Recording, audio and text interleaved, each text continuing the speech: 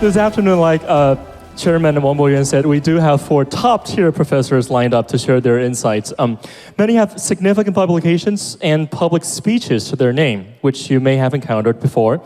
Our first speaker is John Mearsheimer, Distinguished Service Professor at the University of Chicago's Department of Political Science. His topic today is, what lessons should Taiwan learn from Ukraine? Let's give a warm welcome to Professor John Mearsheimer.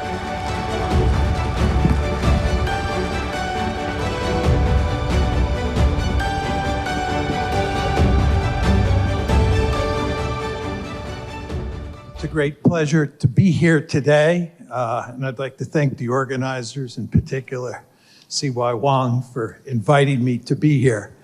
What I'm going to talk about is the whole subject of how what we see happening in Ukraine affects Taiwan's security situation.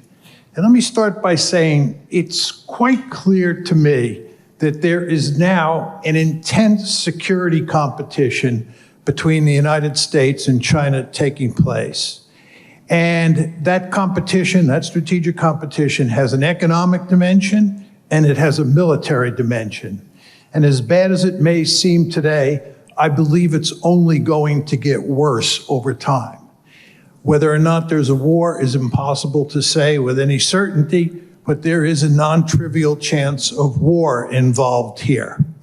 And this, of course, has significant implications for Taiwan for 2 reasons. The first is it's important to understand that for good strategic reasons, China wants to dominate all of Asia.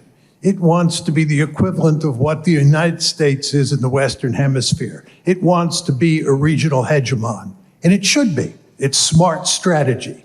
And this tells you, in effect, that the Chinese are quite ruthless, and you never want to underestimate them, just like the Americans are quite ruthless.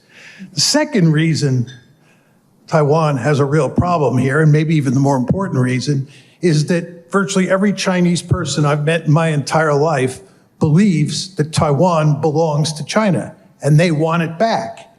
And if they had the military capability to easily take back Taiwan next week, they'd take it back because they want it that badly.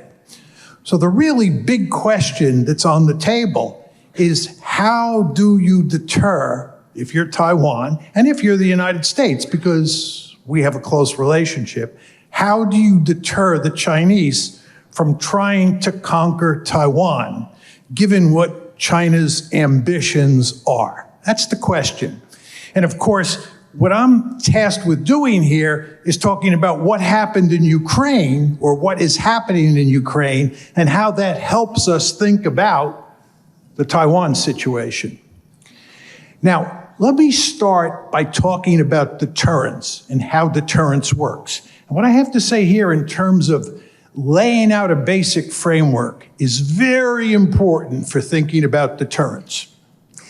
The key point you always want to remember is that deterrence is a function of 2 variables. There's a military variable and a political variable. And it's the interaction of those 2 variables that tells you how likely it is that deterrence will work or not work. Now, what exactly am I saying here? Let's start with the military variable. States usually do not go to war unless they think they can win a quick and decisive victory.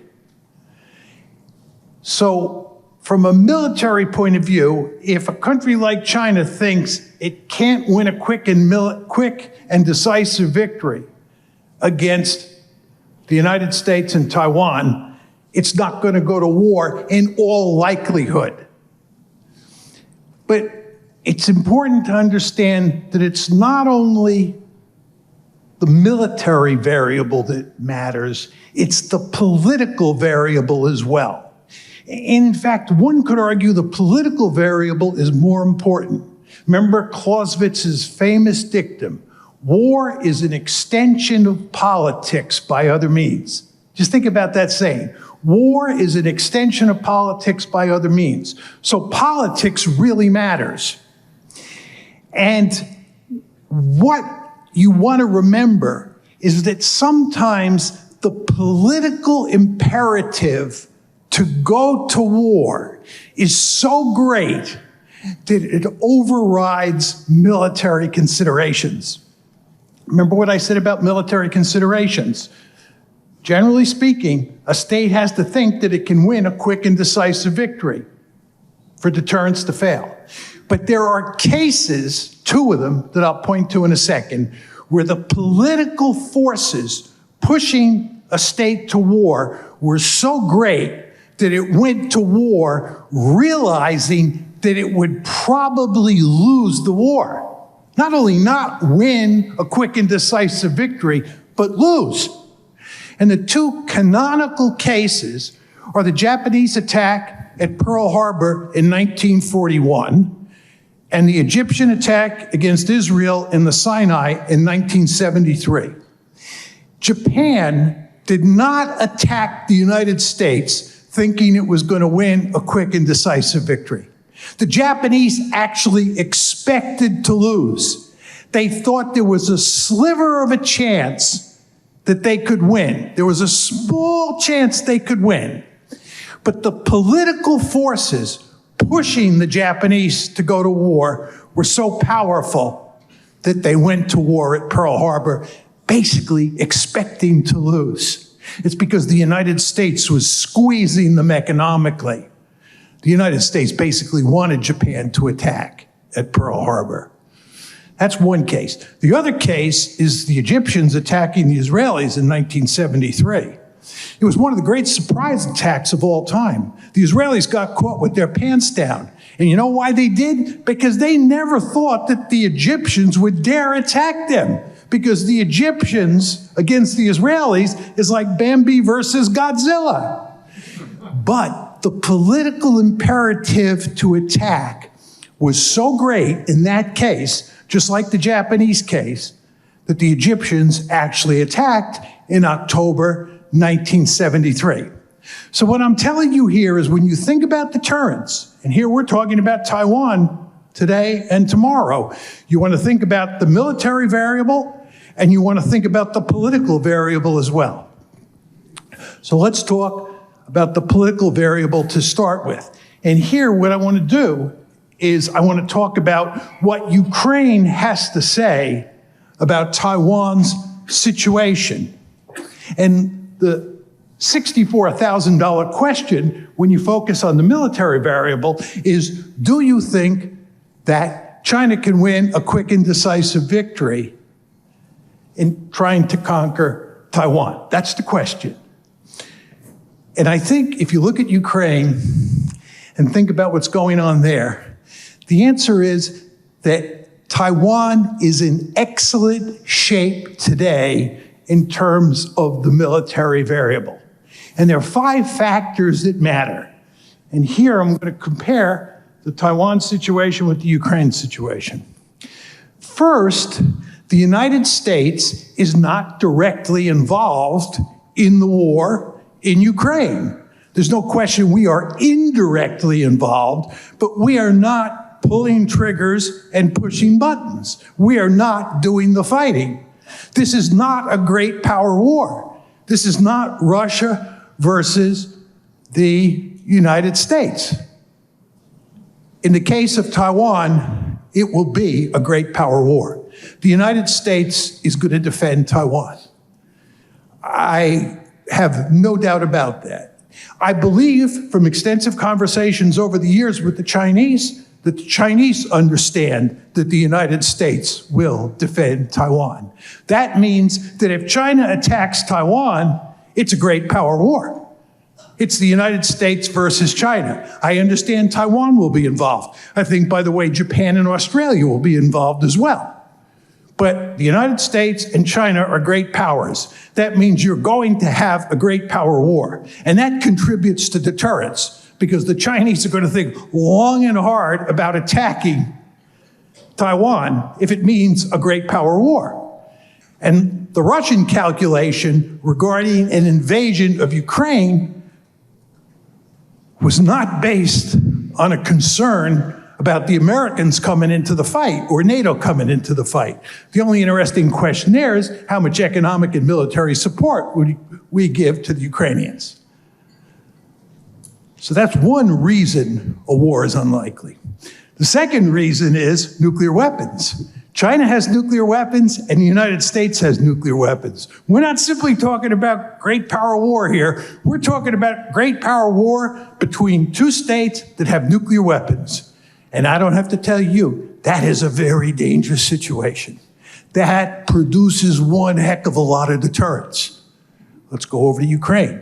The Russians invaded Ukraine. The Americans stayed out, NATO stayed out. Russia has nuclear weapons, but Ukraine does not. So this is not a nuclear war, or it's not a war between two nuclear armed powers. This is one of the reasons, by the way, and this is slightly off the topic, that there's a non-trivial chance that if the Russians are losing, they'll use nuclear weapons because the Ukrainians cannot retaliate. In the case of Taiwan, and in the case of the United States and China, which would be fighting over Taiwan, they both have nuclear weapons. And who knows under what circumstances they would be used. Thankfully, we've never had a great power war that involved two nuclear-armed states. So we've never run this experiment before, and we don't know what it would look like. We don't know what the escalation dynamics would be. The end result of that is a lot of deterrence. So my first point is great power versus great power war, which you do not have in Ukraine. Second point is nuclear. Two nuclear-armed states fighting with each other, which you don't have in Ukraine. Third point is, to get to Taiwan, you have to cross the Taiwan Straits. And that means a major amphibious assault. And I have written about what I call the stopping power of water. Amphibious assaults in the face of armed resistance are incredibly difficult. They're among the most difficult military operations possible. Let's go over to Ukraine. You've all looked at a map. You understand that the Ukraine-Russia border is long. It has hardly any natural obstacles, and the terrain is all flat. So if you're the Russians and you're thinking about invading Ukraine, there's no geographical problem confronting you that's going to slow you down. This is the ideal country to invade. Just look at a map. Ukraine is an ideal country to invade. Taiwan is a nightmare for China. It is a major amphibious operation that will have to be accomplished in the face of American, Japanese, Australian, and Taiwanese resistance, in my humble opinion. At least American and Taiwanese resistance. Read about the invasion of Normandy, June 6, 1944. What a major enterprise that was. And how little resistance we actually found on the beaches, and why. So that's the third reason. Fourth reason that Taiwan is in good shape, and again, we're talking about the military variable, is that the Chinese have not fought a war since 1979. That's good for the Chinese, right? You don't want to be like the United States of America, which is addicted to war and fighting one war after another. I don't favor that. But the Chinese have not fought a war since 1979. That means they have a military that has virtually no combat experience. And when you go to war, combat experience really matters. If you look at the American military when we first landed in North Africa in 1942, in World War II, we performed terribly. As the war went on, we got better and better. When the Germans invaded the Soviet Union on June 22nd, 1941, the Red Army performed horribly. By June 22nd, 1944, the Red Army was a much more formidable fighting force. And by the way, the same thing is true with the Russians in Ukraine. You all remember when the Russians first went into Ukraine, they did not perform well at all. But slowly but steadily, they've gotten better and better. And the Ukrainians are telling us that. The point is, when you first start a war and you have not fought wars beforehand, you have a rusty military. And you want to remember, tying this point to the previous point, you're asking this military that is not battle-tested to launch one of the most difficult military operations possible, which is an amphibious operation. I would not bet a lot of money that that's going to work out well. My final point in talking about the military dimension is what you see in Ukraine is that when you start a war and you don't win a quick and decisive victory, shutting down the war, stopping the war is extremely difficult. It's extremely difficult. If you think about the Ukraine war, when is the Ukraine war going to end? Who knows? People say it may go on for another year, it may go on for 2 years, and then you'll get a frozen conflict. And who's to say that that frozen conflict won't heat up again and turn into a shooting war, right? So the question you have to ask yourself is, if a war breaks out over Taiwan involving the United States and China, how does it end? Is somebody going to win that war? I don't think so. I don't think so. And in fact, if it looks like somebody's winning, this goes back to my second point, I would not be surprised if nuclear weapons are used. But let's assume that that's not the case. Let's leave the nuclear weapons issue off the table. The question is, how do you end this war? What's the happy ending? Do you really think you're going to get some sort of genuine peace agreement? Nah.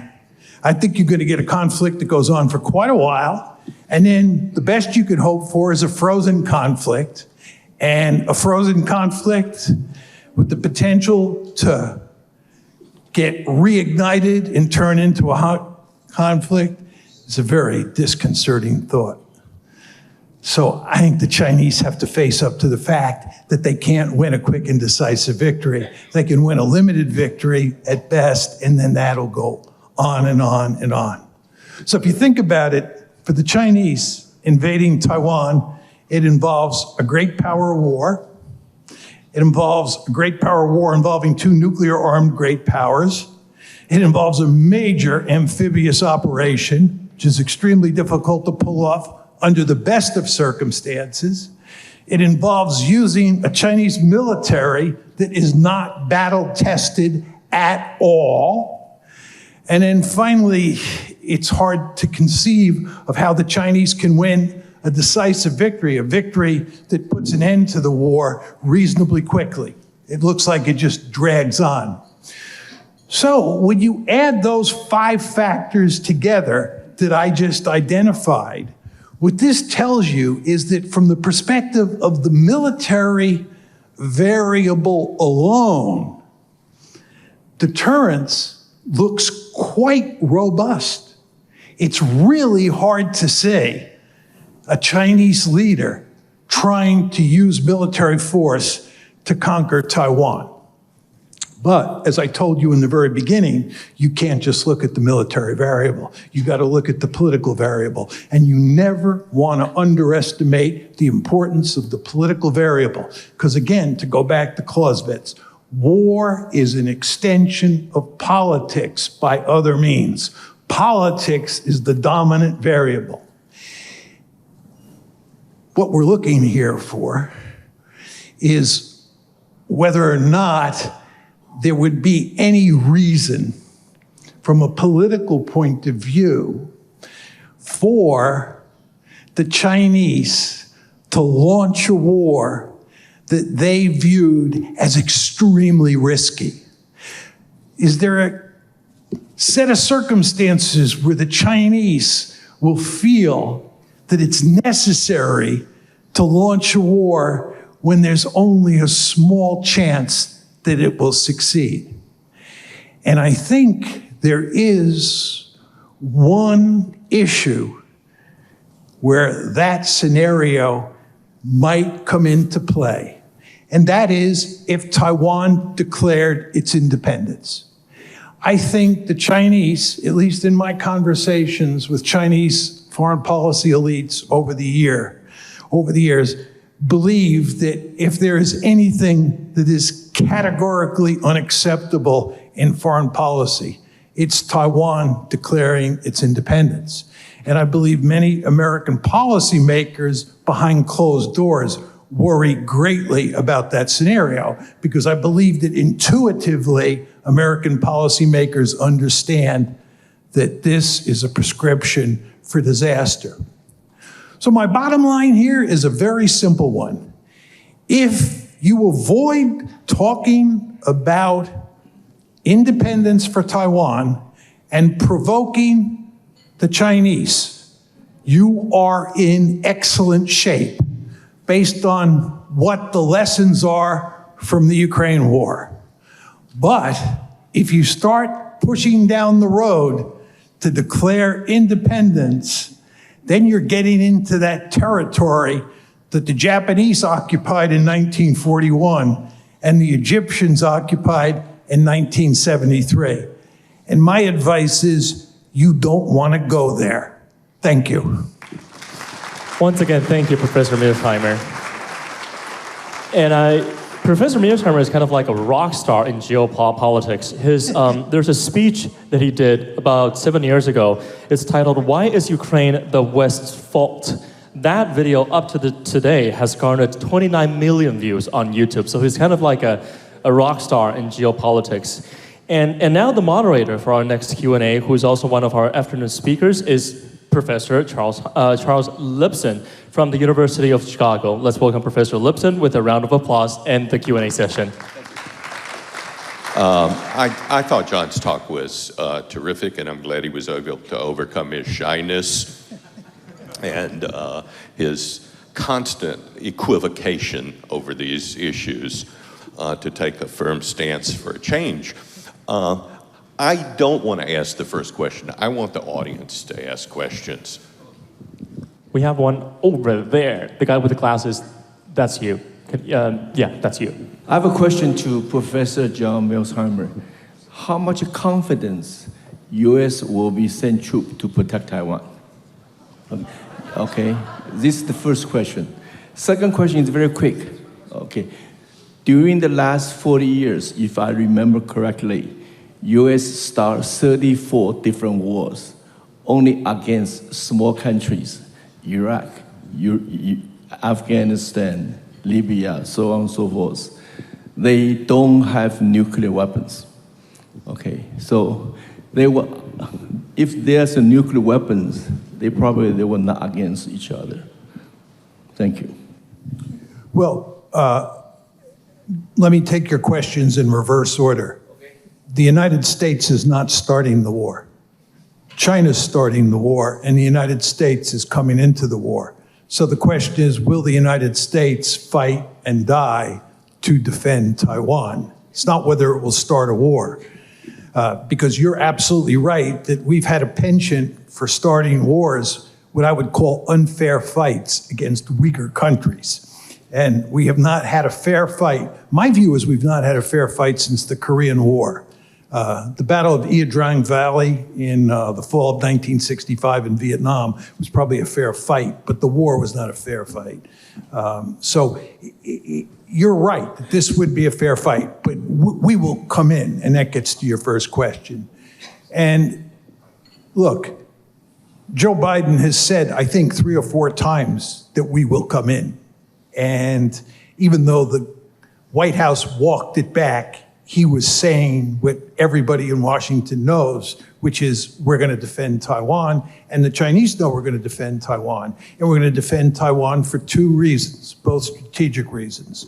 One is that Chinese control of Taiwan would have all sorts of negative ramifications for our control of the waters off of China's coast, out beyond the first island chain. And we're not going to let it happen for that reason.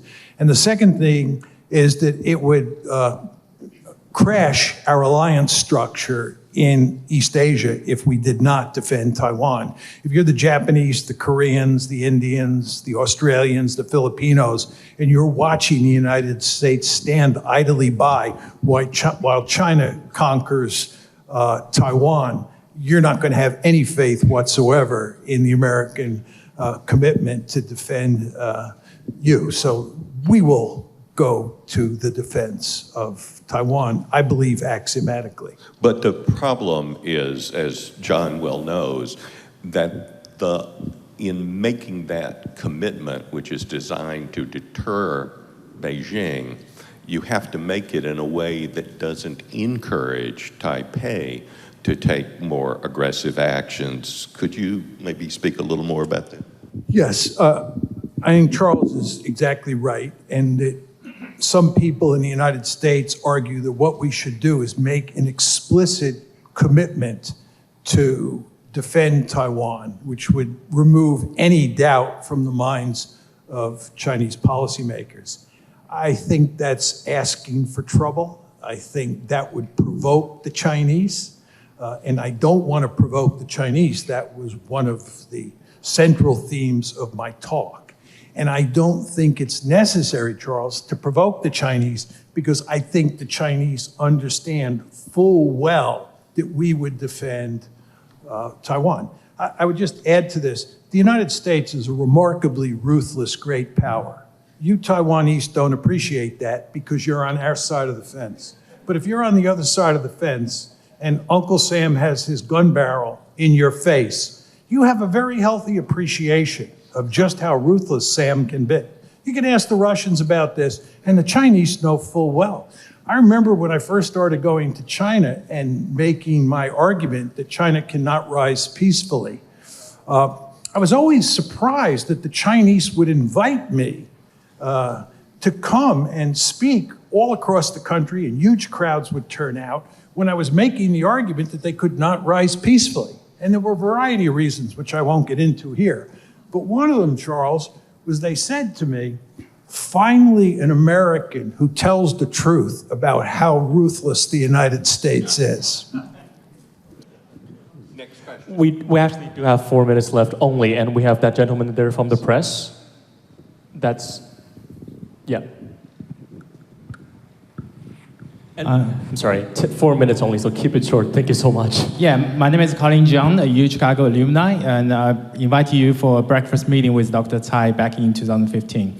So my question, I hope it should not be too tough. So you successfully predict what exactly happened in Ukraine, and so from your magical crystal ball, in the next 5 to 10 years, do you think there will be a war in Taiwan or the cross-strait relation? Thank you.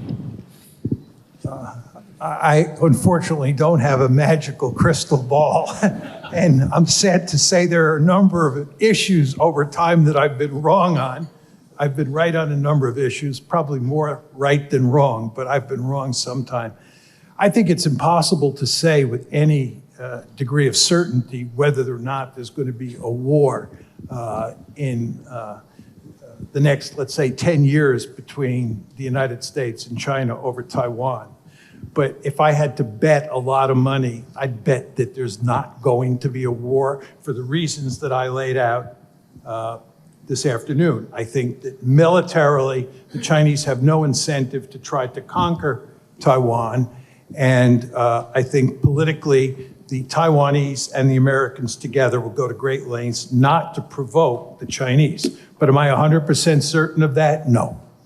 John, one of the issues that came up throughout the morning and in our discussion at dinner last night was the importance of communication. And we know that that's in a terrible state between Taiwan and Beijing, and between Washington and Beijing, especially on the military dimension. There, the hotline is basically down.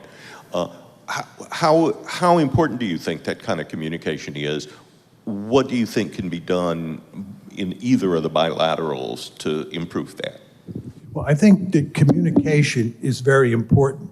I think some people believe that once you go down the road to greater communication, you take the strategic competition effectively off the table, or you alleviate the competitive element of the relationship to the point where it doesn't matter that much. I think it's impossible to do that. My argument is that the US-China relationship and the Chinese-Taiwan-East relationship will remain fundamentally competitive for the foreseeable future. But you want to do everything you can to ameliorate that and to reassure the Chinese where you can, simply because you want to avoid a war. I think it was very... Yeah, you want to prevent accidents. But also, I think I'd use slightly different language. We don't have time to get into this. You want to prevent miscalculation. That's right. Right. Miscalculation is something that you want to do everything you can to take off the table. And I think, apropos your point, that communication helps on that front. Do we have time for one more? We have 1 minute and 10 seconds left, so a very, very short question. You, sir, over there. Okay, I'm Shuren Gu from Taiwan's Commonwealth magazine. My question is very simple and quick. Besides politics and military, is there an economic variable in deterrence? Thank you. Yes, his question is whether or not there's an economic variable, because John said there's a political variable and a military variable. If I had time, I would have subsumed the economic variable underneath the political variable. And just to go to the Japanese case, what was happening there in 1940, 1941, the United States was strangling Japan economically. The United States was not attacking Japan militarily. We cut off scrap iron, right, and scrap steel in the summer of 1940 that Japan was heavily dependent on and we were providing them with. And then in 1941, we cut off oil and they were heavily dependent on American oil. So the Japanese economy was on the verge of collapse. They were going off a cliff. So it was economic strangulation that really mattered. And I was simply putting, in a simplistic way, because of time considerations, simply putting the economic variable underneath the political variable. But you'd expect that from a political scientist like me, who believes that politics trumps economics at every turn. Let's have a big hand for John. Thank you, Professor Mearsheimer and Professor Lipson. Once again, a big thank you.